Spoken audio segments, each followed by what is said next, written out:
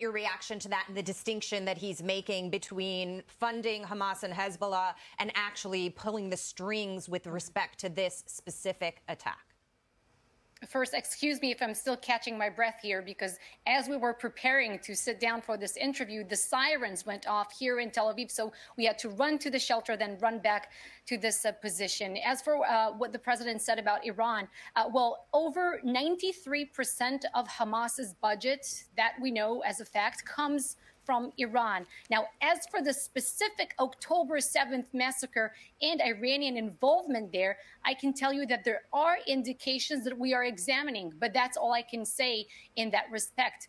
Iran also funds Hezbollah, obviously, and what the IDF is doing in Gaza now with the clear goal of dismantling Hamas is also very important, because we want to send a message to Israel's other adversaries across the region, including Iran and including Hezbollah. President Biden said it very clear, and he said it in one word: don't.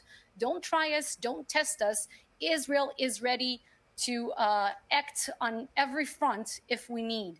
We didn't invite this war. We didn't want this war. It was forced upon us, the war with Hamas now, but we will finish it on our terms.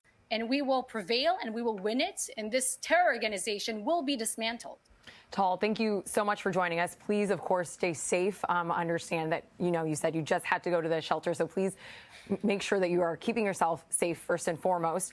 But, we're happy to have you here, because we've been asking this question of when that ground invasion of Gaza is going to begin. The understanding was that it would start on Friday. We still have not seen that happen yet. What is Netanyahu and what is going on in the war room now? Do we have any understanding of when that invasion will start?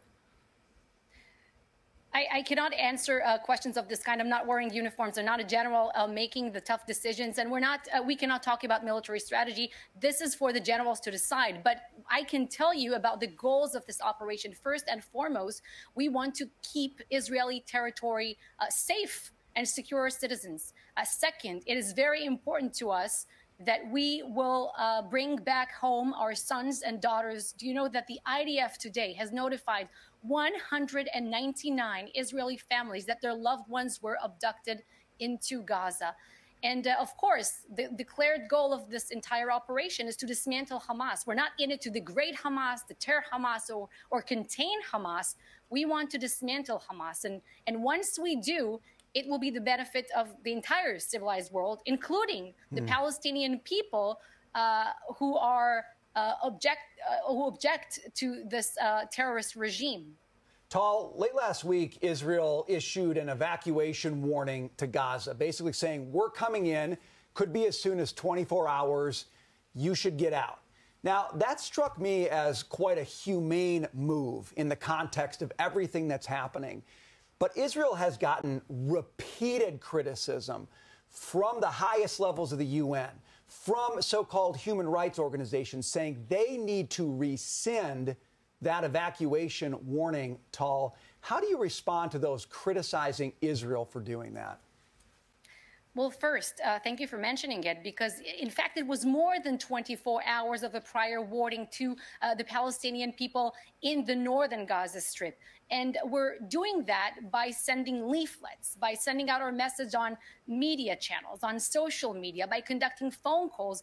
They know that they need to evacuate from the northern Gaza Strip, and the IDF has recognized certain routes for them, designated routes from which they can go south to safer havens, we should say, where humanitarian aid is waiting.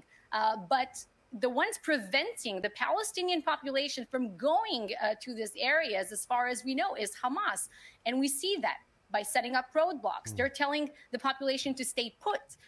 They are putting civilians in harm's way. Israel does not want to hurt any civilian. What we want is to dismantle the Hamas terrorist organization, and we will reach to each and every one of these terrorists who committed the October 7th massacre. Tal, Heinrich, thank you for being with us today. We appreciate your perspective.